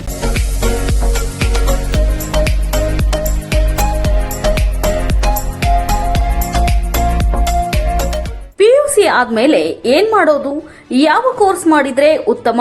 ನಮ್ಮದು ಪದವಿ ಮುಗಿದಿದೆ, ಆದ್ರೆ ಒಳ್ಳೆ ಸಂಬಳದ ಕೆಲಸ ಸಿಗ್ತಿಲ್ಲ. ಉತ್ತಮ ಕೆಲಸ ಸಿಕ್ಕರೂ ಯೋಗ್ಯ ಸಂಬಳ ಇಲ್ಲ. ಕೆಲವೆಡೆ ಯೋಗ್ಯ ಸಂಬಳ ಸಿಕ್ಕರೂ ಮಾಡುವ ಕೆಲಸದಲ್ಲಿ ತೃಪ್ತಿ ಇಲ್ಲ. ಇದಕ್ಕೆ ಏನ್ ಮಾಡೋದು? ಈ ಎಲ್ಲ ಪ್ರಶ್ನೆಗಳಿಗೆ ಉತ್ತರ ಆಪ್ಟೆಕ್ ಏವಿಯೇಷನ್ ಇನ್ಸ್ಟಿಟ್ಯೂಟ್. ನಿಮ್ಮ PUC ಅಥವಾ ಡಿಗ್ರಿ ಆದ್ಮೇಲೆ ಗಗನಸಖಿ ಅಥವಾ ಏರ್ ಟ್ರಾವೆಲ್ ಕ್ರೂಸ್ ತರಬೇತಿ ನೀಡಲಾಗುತ್ತೆ. ಪ್ರತಿಯೊಬ್ಬ ವಿದ್ಯಾರ್ಥಿಗೂ ಇಲ್ಲಿ ವೈಯಕ್ತಿಕ ಆಸಕ್ತಿಯಿಂದ ಪಾಠ ಮಾಡಲಾಗುತ್ತೆ. ಪ್ರತಿಯೊಂದು ವಿಷಯವನ್ನ ಪ್ರಯೋಗಾತ್ಮಕವಾಗಿ ತೋರಿಸಿಕೊಡಲಾಗುತ್ತೆ. ಈ ಸಂಸ್ಥೆಯಲ್ಲಿ ಮಕ್ಕಳ ಪರ್ಸನಾಲಿಟಿ ಡೆವಲಪ್ಮೆಂಟ್, ಮಾತನಾಡುವ ಶೈಲಿ, ಕೌಶಲ್ಯ ತರಬೇತಿ, ಗ್ರೂಮಿಂಗ್ ಅಂದ್ರೆ ಗಗನಸಖಿಯರು ಯಾವ ರೀತಿ ತಯಾರಾಗಬೇಕು ಅಂತ ತರಬೇತಿ ನೀಡುವುದಕ್ಕಾಗಿ ಪ್ರತ್ಯೇಕ ಕೊಠಡಿ ಹಾಗೂ ವಿಮಾನಯಾನದ ತದ್ರೂಪಿ ಸೃಷ್ಟಿಯ ಮೂಲಕ ವಿದ್ಯಾರ್ಥಿಗಳಿಗೆ ತರಬೇತಿ ನೀಡಲಾಗುತ್ತೆ. ನಿಮ್ಮ ಮಕ್ಕಳು ಒಳ್ಳೆಯ ಕೆಲಸ ಮತ್ತು ಉತ್ತಮ ಸಂಬಳ ಹಾಗೂ ಗೌರವಯುತವಾದ ಸ್ಥಾನದಲ್ಲಿ ಇರುವುದು ನಿಮ್ಮ ಆಸೆಯಾಗಿದ್ರೆ ತಡಮಾಡದೆ ಕರೆ ಮಾಡಿ ಇನ್ನೂ ಹೆಚ್ಚಿನ ಮಾಹಿತಿಯನ್ನ ಪಡೆಯಿರಿ. Aptech aviation and hospitality academy, Gondali ಗಲ್ಲಿ ಕಾರ್ನರ್, ಎಬೋ ಯೂನಿಯನ್ ಬ್ಯಾಂಕ್, ಸಮಾಡಿಬಿ ಗಲ್ಲಿ road, Belagavi 590001. Mobile number 7619303873, 973-132-1173 and 0831-421-3873. ವೀಕ್ಷಕರೇ, ವಿಶೇಷ ಕಾರ್ಯಕ್ರಮಕ್ಕೆ ಮತ್ತೆ ಸ್ವಾಗತ. ಸರ್, ತಾವು ಹೇಳಿದ್ರಿ, ನಾನು ಬಿಜೆಪಿ ಪಕ್ಷದ ಸಿದ್ಧಾಂತಗಳನ್ನು ನೋಡಿ ಬಿಜೆಪಿ ಪಕ್ಷಕ್ಕೆ ಸೇರ್ಪಡೆಯಾದೆ. ಅಲ್ಲಿನ ಒಂದು ಹಿರಿಯರ ಮಾರ್ಗದರ್ಶನ ನನಗೆ ಇಷ್ಟ ಆಯಿತು, ಅವರ ಸಿದ್ಧಾಂತಗಳು ಇಷ್ಟ ಆಯಿತು, ಪಕ್ಷದ ಒಂದು ನಿಷ್ಠಾವಂತ ಕಾರ್ಯಕರ್ತರ ಒಂದು ಶ್ರಮ ನನಗೆ ಇಷ್ಟ ಆಯಿತು, ಗಣ್ಯಾತಿ ಗಣ್ಯರ ಒಂದು ಜೀವನದ ಒಂದು ಅಧ್ಯಾಯವನ್ನು ನಾನು ತಿಳ್ಕೊಂಡೆ. ಅದರಿಂದ ನನಗೆ ಬಿಜೆಪಿ ಪಕ್ಷದ ಸಿದ್ಧಾಂತಗಳನ್ನು ಒಪ್ಪಿಗೆಯಾಗಿ ನಾನು ಪಕ್ಷಕ್ಕೆ ಸೇರ್ಪಡೆ ಆದೆ ಅಂತ ಹೇಳಿದ್ರಿ. ತಾವು ಒಂದು ಬೂತ್ ಮಟ್ಟದಿಂದನೂ ನಾನು ಕೆಲಸ ಮಾಡಿದ್ದೀನಿ ಅಂತ ಹೇಳಿದ್ರೆ, ಸೊ ಇಲ್ಲಿವರೆಗೆ ತಾವು ಬಿಜೆಪಿ ಪಕ್ಷದಲ್ಲಿ ಯಾವ ಯಾವ ಹುದ್ದೆಗಳನ್ನು ತಮಗೆ ಸಿಕ್ಕಿವೆ ಸರ್? ಯಾವ ಯಾವ ಹುದ್ದೆಗಳಲ್ಲಿ ತಾವು ಕಾರ್ಯನಿರ್ವಹಿಸಿದ್ದೀರಾ? ಮೊದಲಿಗೆ ನಾನು ಎಲ್ಲ ಕಾರ್ಯಕರ್ತನಾಗಿದ್ದಾಗ ಸದಸ್ಯತ್ವ ಮಾಡೋದಿತ್ತು. ಎಲ್ಲನೂ ಟಾರ್ಗೆಟು ನಮ್ಮ ಬಿ ಜೆ ಪಿ ಸದಸ್ಯತ್ವನ ಅಂದರೆ ಮೆಂಬರ್ಶಿಪ್ಪಿನೂ ಜಾಸ್ತಿ ಮಾಡೋದು. ಅದರಲ್ಲಿ ಸುಮಾರು ದಿವಸ ನಾನು ಎಲ್ಲ ಹಳ್ಳಿ ಅಡ್ಡಾಡಿ ಅದು ಮಾಡಿದ ಮೇಲೆ ನನಗೆ ಬೂತ್ ಅಧ್ಯಕ್ಷ ಕೊಟ್ಟಿದ್ದರು. ಬೂತ್ ಅಧ್ಯಕ್ಷವೇ ಮಾಡಿದೆ. ಬೂತ್ ಅಧ್ಯಕ್ಷ ಆದಮೇಲೆ ಮಂಡಲದಲ್ಲಿ ಉಪಾಧ್ಯಕ್ಷ ಮಾಡಿದೆ. ಆದಮೇಲೆ SC ಮೋರ್ಚಾದು ಈ ತಾಲೂಕಿನ ಅಧ್ಯಕ್ಷ ಮಾಡಿದರು 2 ಸಲ. ಅದು ಮಾಡಿದ ಮೇಲೆ ನಾನು 2016ರಲ್ಲಿ ಎಲ್ಲ ನಮ್ಮ ಕಾರ್ಯಕರ್ತರು, ನಮ್ಮ ನಾಯಕರು ನಮ್ಮ ಭಾಗದ ಕುಸ್ನೂರು ಅಂತ ಒಂದು ಗ್ರಾಮ ಇದೆ, ಅಲ್ಲಿ ಜಿಲ್ಲಾ ಪಂಚಾಯತಿ ಚುನಾವಣೆ ಬಂತು. ಅಷ್ಟರೊಳಗೆ ಆ ಜಿಲ್ಲಾ ಪಂಚಾಯತ್ ಚುನಾವಣೆ ಎಲ್ಲರೂ ಪ್ರಪೋಸಲ್ ಇಲ್ಲ ನೀವು ಇಲ್ಲಿ ನಿಲ್ಲಬೇಕು, ಈ ಕ್ಷೇತ್ರ ಅದು ಒಂದು ರಿಸರ್ವ್ ಕಾನ್ಸ್ಟಿಟ್ಯೂನ್ಸಿ ಇದೆ, ನೀವು ನಿಂದಿರ್ಬೇಕಂತೇಳಿ ಎಲ್ಲರ ಒತ್ತಾಯ ಮೇರೆಗೆ ನಾನು ಆಕಾಂಕ್ಷಿಯಾಗಿ ಭಾಳಷ್ಟು ಜನರು ಒಂದು ಮೇರೆಗೆ ಮತ್ತು ಎಲ್ಲ ಅವ್ರ ಆಸಕ್ತಿಯಿಂದ ನಾನು ಆಕಾಂಕ್ಷಿಯಾಗಿದ್ದೆ. ಆದರೆ ಅದು ಅನಿವಾರ್ಯ ಕಾರಣಕ್ಕೆ ಕೊನೆಗೆ ಗಳಿಗೆಯಲ್ಲಿ ನನ್ನ ಟಿಕೆಟ್ ಆಗಲಿಲ್ಲ. ಯಾಕಾಗಲಿಲ್ಲ? ಕಾರಣ ಏನು ಸರ್?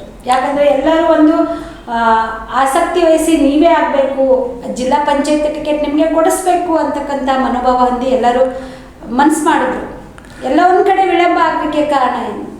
ಆದರೆ ಅದರಲ್ಲಿ ಕೆಲವರು ಮೇಲಿದ್ದಂಥ ನಾಯಕರು ಒಬ್ಬರಿಬ್ಬರು ಈ ಹುಡುಗ ಬಂದರಂದರೆ ನಮಗೆ ಮುಂದೆ ಕಂಟಕಿದೆ, ಮುಂದೆ ಬೆಳೀತಾನೆ, ರಾಜಕೀಯವಾಗಿ ಇಲ್ಲೇ ಹೋಗಲ್ಲೇ ಮಾಡಬೇಕಂತ ಆ ಒಂದು ಉದ್ದೇಶ ಇಟ್ಕೊಂಡು ಅವರು ನನಗೆ ಟಿಕೆಟನ್ನು ಕಟ್ ಮಾಡಿದ್ರು. ಸೊ ಎಲ್ಲ ಒಂದು ಕಡೆ ಆ ಟಿಕೆಟ್ ನಿಮ್ಮ ಕೈ ತಪ್ಪಿದಾಗ ಬಿಜೆಪಿ ಪಕ್ಷ ನನಗೆ ಬೇಡ ಅಂತ ಅನಿಸ್ತಾ, ಪಕ್ಷದಲ್ಲಿ ನಾನು ಒಬ್ಬ ಸಕ್ರಿಯಾಗಿ ಕಾರ್ಯಕರ್ತನಾಗಿ ಸದಸ್ಯತ್ವವನ್ನು ಮಾಡಿದೆ, ಆಲ್ರೆಡಿ ಜಿಲ್ಲಾ SC ಮೋರ್ಚಾದ ಅಧ್ಯಕ್ಷರನ್ನಾಗಿ ತಾವು ಹುದ್ದೆನ ನಿಭಾಯಿಸಿದ್ದೀರಾ, ಎಲ್ಲ ಥರ ಹೋರಾಟಗಳನ್ನು ಮಾಡ್ತಾ ಬಂದಿದ್ದೀರಾ. ಎಲ್ಲ ಒಂದು ಕಡೆ ಇದು ಟಿಕೆಟ್ ಕೈ ತಪ್ಪಿದಾಗ ನಿಮ್ಮ ಮನಸ್ಸಿನ ಮೇಲೆ ಪರಿಣಾಮ ಆಗಲಿಲ್ವಾ? ಮನಸ್ಸಿನ ಮೇಲೆ ಪರಿಣಾಮ ಅಂತೂ ಏನೂ ಆಗಲಿಲ್ಲ. ಬಟ್ ನಾವು ಪಕ್ಷದ ಮೇಲೆ ಅಂತ ಭಕ್ತಿ, ಆದರೆ ಮನಸ್ಸಿಗೆ ನೋವು ಆಗಿತ್ತು, ನಮ್ಮ ಕಾರ್ಯಕರ್ತರಿಗೆ ನೋವಾಯಿತು. ಏನಪ್ಪ ನಾವೆಲ್ಲ ಹೇಳಿಕೊಂಡ್ರೆ ನೀನು ಆಗಲಿಲ್ಲ, ಯಾರೋ ಒಂದು ಪರಿವಾದ ಮಾಡ್ಕೊಂಡು ಒಳ್ಳೆಯವರಿಗೆ ಅವಕಾಶ ಕೊಡ್ತಾ ಇಲ್ಲ, ನನ್ನದು ಒಂದು ಕೂಗಾಗಿತ್ತು ಅವ್ರದ್ದು. ಅವ್ರ ಮೇರೆಗೆ ಅವ್ರೇನಂದ್ರು ಇಲ್ಲ ನಾವು ಒಂದು ಬಂಡಾಯ ಅಭ್ಯರ್ಥಿಯಾಗಿ ಒಂದು ನಾಮಿನೇಷನ್ ಮಾಡೋಣ, ಯಾಕೆ ಪಕ್ಷದವರು ಇಲ್ಲಿ ನಮ್ಮನ್ನು ಗುರುತಿಸಿ ಯಾರು ಕೆಲಸ ಮಾಡಿರಿ ಕೊಟ್ಟಲ್ಲ ಬೇರೆದವ್ರಿಗೆ ಹೆಂಗೆ ಕೊಡ್ತಾರೆ ಅಂಥೇಳಿ ಕೆಲವೊಬ್ಬರು ನಮ್ಮ ನಾಯಕರು ಮತ್ತು ನಮ್ಮ ಕಾರ್ಯಕರ್ತರು ಸೇರಿಸಿ ನಾವು ಒಂದು ನಾಮಿನೇಷನ್ ಅರ್ಜಿ ಹಾಕಿದ್ದೀವಿ. ಹಾಕಿದ್ದೀವಿ BJP ಬಂಡಾಯ ಅಭ್ಯರ್ಥಿಯಾಗಿ. ನಮ್ಗಿಂತ ಮತ್ತು ಆಮೇಲೆ ಎಲ್ಲರೂ ನಮ್ಮ ವರಿಷ್ಠರು ಅಲ್ಲಲ್ಲ ಇದೊಂದು ನಮ್ಮ ಸೀಟ್ ಹೋಗುತ್ತೆ, ಇದೊಂದು ಬೇಡ, ಇದು ಮುಂದೆ ಭಾಳ ಸಾಕಷ್ಟು ಅವಕಾಶ ಇದೆ, ನೀವು ದುಡುಕಬೇಡಿ, ನಮ್ಮ ಕಾರ್ಯಕರ್ತರು ಎಲ್ಲರೂ ಮನಸ್ಸು ನಿಂದಿಸಿ. ಆವಾಗ ಅಧ್ಯಕ್ಷರು ರಾಜ್ಕುಮಾರ್ ಪಾಟೀಲ್ ಇದ್ದರು, ಅಪ್ಪುಗೌಡರು ಇದ್ದರು, ಎಲ್ಲರೂ ಬಂದು ಇಲ್ಲ ಅವರು ಎಲ್ಲ ನಾಯಕ ಇಲ್ಲ, ಮುಂದೆ ನಿಮ್ಗೆ ಫ್ಯೂಚರ್ ಇದೆ, ಹಾಗೇನು ಏನೋ ಅನಿವಾರ್ಯಕನಾಗಿದೆ, ಮುಂದಾಗಲ್ಲ, ನೀವು ಬರೋಂಥ ದಿನಗಳಲ್ಲಿ ನಿಮಗೊಂದು ಒಳ್ಳೆಯ ಸ್ಥಾನಮಾನ ಕೊಡ್ತೀವಿ ಅಂಥೇಳಿ ನಮ್ಮ ಎಲ್ಲ ಕಾರ್ಯಕರ್ತರಿಗೆ ಮನಸ್ಸು ಹೊಂದಿಸಿ ಮತ್ತು ಅಲ್ಲಿಂದ ಅದನ್ನು ವಿಡ್ರಾ ಮಾಡಿಸಿದರು. ಸೊ ಅಲ್ಲೂ ನಿಮಗೆ ಪಕ್ಷದಿಂದೇ ನನಗೆ ಹಿಂಗಾಯಿತು ಅಂತಕ್ಕಂಥ ನೋವೇನಾಗಲಿಲ್ವಾ? ಯಾಕಂದರೆ ಆಲ್ರೆಡಿ ನಿಮ್ಮ ಟಿಕೆಟ್ ಕೈ ಸೇರೋ ಕೊನೆಯ ಗಳಿಗೆಯಲ್ಲಿ ಟಿಕೆಟ್ ತಪ್ಪಿತು. ಸೊ ಅಲ್ಲಿ ನಿಮ್ಮ ಅಸಮಾಧಾನ ಹೊರ ಹಾಕಿದ್ರ ಹಿರಿಯರ ಮೇಲೆ? ಅಸಮಾಧಾನ ಅಂತೂ ಒಳಗೆ ಮನಸ್ಸಿನಿಂದ ಹಾಕಿದ್ರು, ಮತ್ತು ಸಾಕಷ್ಟು ಜನ ನನಗಿಂತ ನಮ್ಮ ಕಾರ್ಯಕರ್ತರು ಹಾಕಿದ್ದರು. ಬಟ್ ಅವ್ರು ಸ್ವಾರ್ಥ ಮಾಡ್ತಾರಂತ ಎಲ್ಲರಿಗೂ ಗೊತ್ತಾಗಿತ್ತು. ಮುಂದೆ ಬರೋಂಥ ದಿನಗಳಲ್ಲಿ ಯಾರ್ಯಾರು ನನಗೆ ಇದು ಮಾಡಿದ್ದರು ಪಕ್ಷದಲ್ಲಿ ಅವ್ರದ್ದು ಏನೂ ಒಂದು ಸ್ಥಾನಮಾನನೇ ಉಳಿಲಿಲ್ಲ. ಅದು ಏನು ಅದಕ್ಕೆ ದೇವರು ಆಯ್ತು, ಯಾಕಂದರೆ ಸತ್ಯಕ್ಕೆ ಒಂದು ಶಕ್ತಿ ಇದೆ ಅನ್ನೋಂಥ ಹಾಗೆ ಅವ್ರು ಯಾರ್ಯಾರು ಪಕ್ಷದ್ರೋಹಿ ಮಾಡಿದ್ರು ಅವರೆಲ್ಲನೂ ಬಿಟ್ಟು ಹೋಗ್ಬಿಟ್ಟ ಸಂದರ್ಭ ಅಂತ ಅವರಿಗೆ ಅವರೇ ಇಲ್ಲ ಇವಾಗ. ಸೊ ಎರಡನೇ ಬಾರಿನೂ ಬಂಡಾಯ ಅಭ್ಯರ್ಥಿಯಾಗಿ ನಾನು ನಿಲ್ಲಬೇಕು ಅಂತ ಹೊರಟಿದ್ರಿ, ಪಕ್ಷ ಆವಾಗ ತಡೆದಾಗ ಹೆಂಗಿತ್ತು ಸರ್ ನಿಮ್ಮ ಆ ಒಂದು ಮನಸ್ಥಿತಿ? ಎಲ್ಲೋ ಏನು ಬೇಜಾರಾಗಿತ್ತು, ಏನಪ್ಪ ಇಲ್ಲಿ ನಮ್ಮ ಜೀವನದ ನಮ್ಮಂಥ ಕಡು ಬಡವರಿಗೆ ಇಲ್ಲಿ ಯಾರೂ ಒಂದು ಸ್ಥಾನಮಾನ ಇಲ್ಲ, ಒಂದು ನಾವು ಮಾಡೋಂಥ ಕೆಲಸಗಳ ಒಂದು ಬೆಲೆ ಇಲ್ಲ. ಹಾಗೆ ಈಗ ಏನು ಕೆಲಸ ಮಾಡಬೇಕು, ನಮ್ಮ ಪರಿವಾರ ಆಯಿತು, ನಮ್ಮ ಕಷ್ಟ ಸುಖಗಳನ್ನು ನಾವು ನೋಡಿಕೊಂಡು ಇದೇ ಟೈಮ್ ಕೊಡುವಂಥ ಟೈಮ್ನಲ್ಲಿ ಈಗ ಅದೇ ನಮ್ಮ ಮನೆಯ ಕೆಲಸ ಮಾಡ್ಬೋದು, ಏನಂದ್ರೆ ರಾಜಕೀಯ ಬಿಟ್ಟು ಹೊರತು ನಾವು ಏನಾರ 4 ಜನರ ಕೆಲಸ ಮಾಡ್ಬೋದು ಅಂಥೇಳಿ ಬೇಜಾರಾಗಿದ್ದು ಸಹಜ.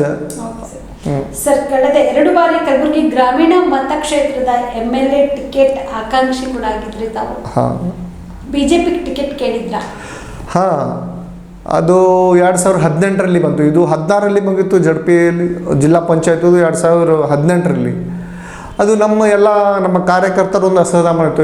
ಮೊದಲು ಕೊಡಲಿಲ್ಲ, ಈ ಸಲ ಯಾಕೆ ಅಂತ ಕೇಳೋಣ. ಈಗೆಲ್ಲ ರಿಸರ್ವ್ ಕಾನ್ಸಸ್ ಇದೆ, ಎಲ್ಲರೂ ನಾವೆಲ್ಲ ಜೊತೆಗೆ ಇರ್ತೀವಿ, ಎಲ್ಲ MLA ಯಾಕೆ ಆಗಿರಬಾರ್ದು. ಆಯಿತು, ಭಾರತೀಯ ಜನತಾ ಪಕ್ಷದಲ್ಲಿ ಯಾರೇ ಸಾಮಾನ್ಯ ಕಾರ್ಯಕರ್ತರು ಭೀ ಏನೇ ಆಗಿರ್ಬೋದು. ಇವತ್ತು ನರೇಂದ್ರ ಮೋದಿ ಅಂಥ ವ್ಯಕ್ತಿ ಪ್ರಧಾನಮಂತ್ರಿ ಆಗಿದ್ದಾರೆ. ಅವನಿಗೋಸ್ಕರ ಇವತ್ತು ನಿತಿನ್ ಗಡ್ಕರಿ ಅವರು ಒಂದು ಪೋಸ್ಟರ್ ಹಂಚ್ತಿದ್ರು. ಅಂಥವ್ರು ಕೂಡ ಇವತ್ತು ಎಲ್ಲ ಅಧ್ಯಕ್ಷರಾಗಿ ಈಗ ಒಬ್ಬ ಸಕ್ಸಸ್ಫುಲ್ ಮಿನಿಸ್ಟರ್ ಆಗಿದೆ. ಭಾಳಷ್ಟು ಉದಾಹರಣೆಗಳಿವೆ ಹಿಂಗೆ ಭಾರತೀಯ ಜನತಾ. ಅದಕ್ಕೆ ನಾವು ಯಾಕೆ ಇದು ಮಾಡಬಾರ್ದು ಅಂಥೇಳಿ ಒಂದು ಅಭ್ಯರ್ಥಿ, ಒಂದು ಆಕಾಂಕ್ಷಿಯಾಗಿ ನಾನು ಪ್ರಯತ್ನ ಪಟ್ಟೆ. ಅಲ್ಲಿ ಕೂಡ ವರಿಷ್ಠರ ಒಂದು ನಿರ್ಧಾರ, ಎಲ್ಲ ರೀತಿಯಲ್ಲಿ ತೂಕು ಅಳದಿ ಯಾರಿಗೆ ಮಾಡಬೇಕು ನೀವು ಮುಂದೆ ಮಾಡೋಣ ಅಂಥೇಳಿ ಬಸವರಾಜ್ ಮತ್ತಿಮೂಡಿಯವರಿಗೆ ಟಿಕೆಟ್ ಕೊಟ್ಟಿದ್ರು. ಸೊ ಎಲ್ಲ ಒಂದು ಕಡೆ ನಿಮಗೆ ಬೇಜಾರಾಗಲಿಲ್ಲ? ನಾನು ಪಕ್ಷಕ್ಕೆ ಚಿಕ್ಕವನಿದ್ದಾಗಿನಿಂದ ಪಕ್ಷದಲ್ಲಿ ದುಡಿತಾ ಇದ್ದೀನಿ, ಕಾರ್ಯಕರ್ತನಾಗಿ ದುಡಿತಾ ಇದ್ದೀನಿ, ಸದಸ್ಯತ್ವವನ್ನು ಮಾಡಿದ್ದೀನಿ, ನನ್ನ ಪಕ್ಷಕ್ಕಾಗಿ ನಾನು ಹೋರಾಡಿದ್ದೀನಿ. ಒಂದು ಕಡೆ ಜಿಲ್ಲಾ ಪಂಚಾಯತ್ ಟಿಕೆಟ್ ಇನ್ನೇನು ಕೈ ಸೇರಬೇಕು ಅಂತಕ್ಕಂಥ ಸಂದರ್ಭದಲ್ಲಿ ಮಿಸ್ ಆಯಿತು. ಇನ್ನು MLA ಆಕಾಂಕ್ಷಿಯಾಗಿ ಟಿಕೆಟ್ ಕೇಳಿದ್ದಕ್ಕೆ ನಿಮಗೆ ವರಿಷ್ಠರು ಹೇಳಿದ ಮಾತಿಗೆ ಇದು 2ನೇ ಹೊಡೆತ ಅಂತಲೇ ಹೇಳ್ಬೋದು. ನಿಮಗೆ 2ನೇ ಹೊಡೆತ ಅದು ಅದು ಸಹಜವಾಗಿ ಮತ್ತೆ ಮನಸ್ಸಿಗೆ ನೋವಾಯಿತು. ಏನಪ್ಪ ಅಂತಂದ್ರೆ ಎಲ್ಲ ನಮ್ಮ ಕಾರ್ಯಕರ್ತರಿಗೆ ಎಲ್ಲ ನೋವಾಯಿತು. ಮತ್ತು ಏನೊಂದು ಪಾರ್ಟಿ ತೀರ್ಮಾನ ಟಿಕೆಟ್ ಕೊಡೋದು ಒಬ್ಬರಿಗೆ ಅಂಥೇಳಿ ಎಲ್ಲರೂ ನಾವು ಹೊಲಿಸಿ ಮತ್ತು ಸಹಜ ನಮಗೇನಂತ ಕೆಲಸ ಒಪ್ಪಿಸಿದ್ದದ್ದು ಅದು ಮಾಡಬೇಕು. ಅದರಲ್ಲಿ ಸೊ ಎಲ್ಲ ಒಂದು ಕಡೆ 2 ಬಾರಿ ಒಂದು ಜಿಲ್ಲಾ ಪಂಚಾಯತ್ ಟಿಕೆಟ್ ನಿಮಗೆ ಕೈ ತಪ್ಪಿತು, ಇನ್ನೊಂದು MLA ಟಿಕೆಟ್ ಕೈ ತಪ್ಪಿತು. ಸೊ ಆವಾಗ ನೀವು BJP ಪಕ್ಷವನ್ನು ಬಿಡಬೇಕು ಅಂತ ಅನ್ಕೊಂಡಿದ್ರ? ಇಲ್ಲ, ಆ ರೀತಿ ಏನು ಮಿಸ್. ಯಾಕಂದರೆ ಭಾಳಷ್ಟು ಜನ ನಮ್ಮ ಆತ್ಮೀಯರು, ಸ್ನೇಹಿತರು ಮತ್ತು ಈ ಕಾರ್ಯಕರ್ತ, ಈ ಪಾರ್ಟಿ ಸಿದ್ಧಾಂತ ಇವತ್ತಿಲ್ಲ ನಾಳೆ ನನಗೆ ಒಂದು ವಿಶ್ವಾಸ ಇತ್ತು. ಈ ಪಕ್ಷ ನನಗೆ ಗುರುತಿಸಿ ಮತ್ತು ನಮ್ಮದು ಏನು ಮರ್ಯಾದೆಗಿಂತ ಜಾಸ್ತಿ ಅಂದರೆ ನಮ್ಮದು ಏನು ಯೋಗ್ಯತೆಗಿಂತ ಜಾಸ್ತಿ ಒಂದು ಬೆಲೆ ಸ್ಥಾನಮಾನ ಕೊಟ್ಟಿದೆ. ಸಾಕಿದ್ರಲ್ಲಿ ನಮ್ಗೆ ತೃಪ್ತಿ ಕೂಡ ಇದೆ. ಯಾಕಂದ್ರೆ 2 ಬಾರಿ MLA ಟಿಕೆಟ್ ಕೇಳಿದ್ರಿ, 2 ಬಾರಿ ಕೈ ತಪ್ಪಿತು. ಆಮೇಲೆ 2023ರಲ್ಲಿ ಕೇಳಿದ್ರು, ಅವ್ರು ಸಿಟ್ಟಿಂಗ್ ಇದ್ದರು. ಮತ್ತು ಅವರು ಎಲ್ಲ ಕೆಲಸ ಮಾಡಿದಂಥ ಬಸವರಾಜ್ ಮತ್ತಿಮೂಡಿಯವರು ಎಲ್ಲ ರೀತಿಯಿಂದ ಅಭಿವೃದ್ಧಿ ಮಾಡಿದರು. ಹೀಗಾಗಿ ನಾನು ಕೇಳಿದೆ. ಬಟ್ ಅವ್ರಿಗೆ ಕಂಟಿನ್ಯೂ ಎಲ್ಲ ಕೆಲಸ ಮಾಡಿದವ್ರನ್ನೇ ಕೆಲಸ ಮಾಡೋರು ಅದಾರ ಅಂತೇಳಿ ಮತ್ತು ವರಿಷ್ಠರು ಇದ್ದರು. ಓಕೆ, ಮತ್ತು ಅವರಿಗೆ ಮತ್ತು ಅವ್ರ ಜೊತೆಯಲ್ಲಿ ಕೈಗೂಡಿಸಿ ಎಲ್ಲ ನಮ್ಮ ತಂಡಗಳಾಗಲಿ, ಎಲ್ಲ ಊರುಗಳಲ್ಲಿ, ಎಲ್ಲ ಸಮುದಾಯಗಳಲ್ಲಿ ನಾವು ಹಗಲು ಮಾಡಿಸಿ ಮತ್ತು ಅವರಿಗೆ 2ನೇ ಟೈಮ್ ಜಯ ಸಾಧಿಸಕ್ಕೆ. ಸರ್, ಮತ್ತೆ ಈ ಬಾರಿ ಯಾಕಂದರೆ 2 ಬಾರಿ ಟಿಕೆಟ್ ಕೈ ತಪ್ಪಿದೆ ನಿಮಗೆ. ಪಕ್ಷದ ವರಿಷ್ಠರ ಆದೇಶ ಆಗಿರ್ಬೋದು, ಇನ್ಯಾವುದೋ ಕಾರಣಾಂತರಗಳಿಂದ ಟಿಕೆಟ್ ಕೈ ತಪ್ಪಿದೆ. ಈ ಬಾರಿ MP ಟಿಕೆಟ್ ಕೇಳ್ತಾ ಇದ್ದೀರಾ, ಕೊಡಬಹುದಾ? ಪಕ್ಷನ ಕೊಡ್ತಾರೆ ಅಂತ ನನಗೆ ವಿಶ್ವಾಸ ಇದೆ 100ಕ್ಕೆ 100. ಯಾಕಂದರೆ ಪ್ರತಿ ಸಲ ಹಿಂಗೆ ಆಗ್ತದೆ. ಆಯಿತು, ಯಾಕಂದರೆ ಇವಾಗ ವಿಜೇಂದ್ರ ಸರ್ ಅವರು ಅಧ್ಯಕ್ಷ ಆದಮೇಲೆ ಒಂದು ಹೊಸ ಚೇತನ ಬಂದಿದೆ ನಮ್ಮ ಪಕ್ಷಕ್ಕೆ. ಇವ್ರು ಏನಾದರೂ ಯಾವ ಪ್ರತಿಭಾವಂತರು ಅದಾರ, ಯಾರು ಕೆಲಸ ಮಾಡೋರು ಗುರುತಿಸಿ ಅವ್ರಿಗೆ ಏನರೇ ಮಾಡ್ಕೋತೇ ಇದ್ದಾರೆ. ಹಾಗಾಗಿ ನಮಗಂತೂ ಈಗ ಸಲ 100ಕ್ಕೆ 100 ಸಿಗುವಂಥ ವಿಶ್ವಾಸ ಇದೆ. ಮತ್ತು ಇನ್ನೊಂದು ಸರಳ ಜೀವಿ ಸಜ್ಜತೆ, ಒಂದು ಬಡತನದಿಂದ ಬಂದಂಥ ಅಂಥೇಳಿ ನಮ್ಮೆಲ್ಲ ಗೌರವ ಇದೆ, ಕೊಡ್ತಾರಂತ ನಮ್ಗೆ ವಿಶ್ವಾಸ ಇದೆ. ಓಕೆ ಸರ್, ಇನ್ನು ಪಕ್ಷದ ಟಿಕೆಟ್ಗಾಗಿ ಯಾರ್ಯಾರನ್ನ ನೀವು ಭೇಟಿಯಾಗಿದ್ದೀರಾ? ಯಾಕಂದರೆ ಕಳೆದ 2 ಬಾರಿ ಹೊಡೆತ ಬಿದ್ದಿದೆ. ಇನ್ನೇನು ಕೊನೆಯ ಗಳಿಗೆಯಲ್ಲಿ ಟಿಕೆಟ್ ಕೈ ತಪ್ಪಿರುವಂತಹ ಒಂದು ಘಟನೆಗಳಿದೆ. ಯಾರ್ಯಾರನ್ನ ಭೇಟಿಯಾಗಿದ್ದೀರಾ ಸರ್? ನೀವು ಭೇಟಿಯಾದಾಗ ಪಕ್ಷದ ನಾಯಕರ ಒಂದು ಪ್ರತಿಕ್ರಿಯೆ ಹೇಗಿತ್ತು? ಯಾಕಂದರೆ ನಾವು 2 ಸರ್ತಿ ಹೇಳಿದ್ದೀವಿ, ಈ ಥರ ಟಿಕೆಟ್ ಬೇಡ ಅಂತಕ್ಕಂಥ ಮಾತುಗಳನ್ನು ಹೇಳಿದರು.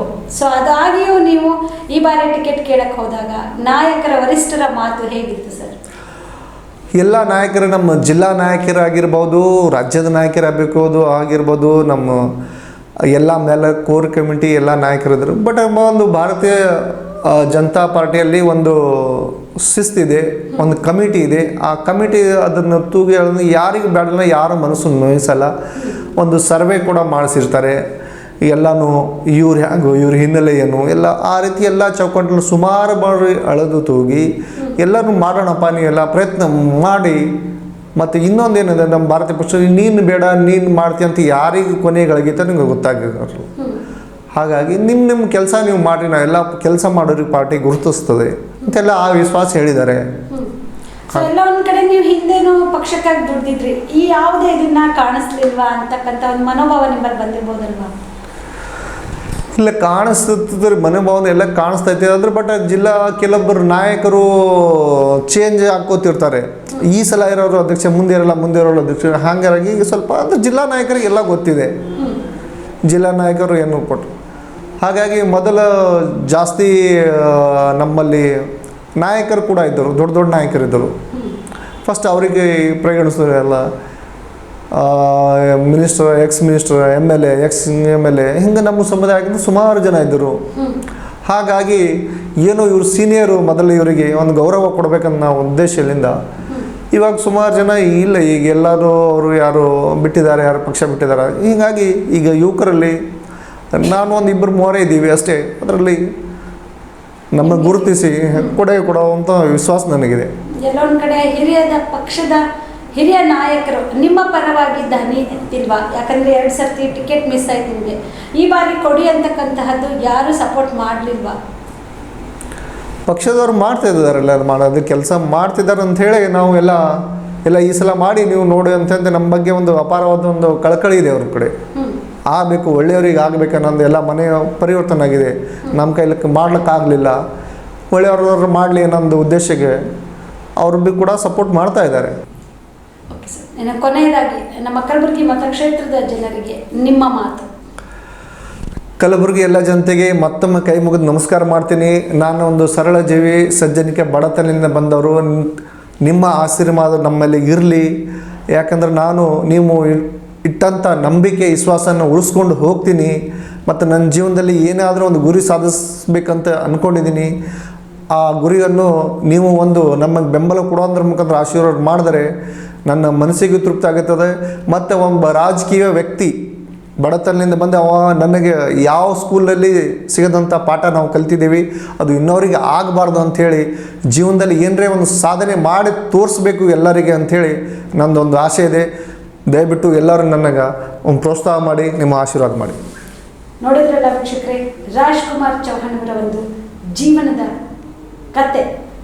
ಚಿಕ್ಕ ಹುಡುಗನಿಂದಲೇ 10ರಿಂದ 12 ವರ್ಷದಲ್ಲಿ ಇದ್ದಾಗಲೇ ತನ್ನ ಕುಟುಂಬದ ಒಂದು ಜವಾಬ್ದಾರಿ ಹೆಗಲಿಗೆ ಕಟ್ಟಿಕೊಂಡು ಬಡತನವನ್ನು ನಿರ್ಮೂಲನೆ ಮಾಡಬೇಕು, ನಂತರ ಯಾರೋ ಬಡತನದಲ್ಲಿ ಬೆಳಿಬಾರ್ದು, ತಮ್ಮ ತಾಂಡ ನಿವಾಸಿಗಳಾಗಿರ್ಬೋದು, ಕಡು ಬಡವರಿಗೆ ಬಡತನವನ್ನು ಹೋಗಲಾಡಿಸ್ಬೇಕು, ಹೆಣ್ಣು ಮಕ್ಕಳಿಗೆ ಶಿಕ್ಷಣವನ್ನು ಕೊಡಬೇಕು ಅಂತಿದ್ದಂಗೆ ರಾಜಕೀಯಕ್ಕೆ ಬಂದು ಪಕ್ಷದಲ್ಲಿ ನಿಷ್ಠಾವಂತ ಕಾರ್ಯಕರ್ತನಾಗಿ ದುಡಿದು 2 ಬಾರಿ ಟಿಕೆಟ್ ಕೈ ತಪ್ಪಿದ್ರು ಕೂಡ ನನ್ನ ಪಕ್ಷ ನನಗೆ ಗೌರವಿಸಿದೆ, ಸ್ಥಾನಮಾನ ಕೊಟ್ಟಿದೆ ಅಂತ ಪಕ್ಷದಲ್ಲಿ ದುಡಿದು ಇನ್ನೇನು ಬರ್ತಕ್ಕಂಥ ದಿನದಲ್ಲಿ ನಾನು ಕೂಡ ಒಂದು ಟಿಕೆಟ್ ಆಕಾಂಕ್ಷಿಯಾಗಿ ನನ್ನ ವರಿಷ್ಠರು ನನ್ನ ಕೈ ಹಿಡಿದ್ರೆ ಕಲಬುರಗಿ ಜಿಲ್ಲೆಗೆ ಅಭಿವೃದ್ಧಿ ಕಾರ್ಯಗಳನ್ನು ಮಾಡ್ತೀನಿ, ಸಾಕಷ್ಟು ಕೇಂದ್ರ ಸರ್ಕಾರದಿಂದ ಬರ್ತಕ್ಕಂತಹ ಯೋಜನೆಗಳನ್ನು ಜನರಿಗೆ ಮುಟ್ಟಿಸುವಂತಹ ಪ್ರಾಮಾಣಿಕ ಪ್ರಯತ್ನ ಮಾಡ್ತೀನಿ ಅಂತಕ್ಕಂತಹ ಭರವಸೆ ಮಾತುಗಳನ್ನು ಹೇಳಿದರು. ಸೊ ಇಲ್ಲಿಗೆ ಈ ಒಂದು ವಿಶೇಷ ಕಾರ್ಯಕ್ರಮವನ್ನು ಮುಗಿಸ್ತೀನಿ. ಮತ್ತೆ ಇನ್ನೊಂದು ಕಾರ್ಯಕ್ರಮದೊಂದಿಗೆ ನಿಮಗೆ ಹಾಜರಾಗ್ತೀನಿ. ಅಲ್ಲಿವರೆಗೂ ನೋಡ್ತಾ ಇರಿ ಆನ್ ಸ್ಪಾಟ್ ನ್ಯೂಸ್. ಇದು ಕ್ಷಿಪ್ರ, ನಿಖರ, ನೇರ.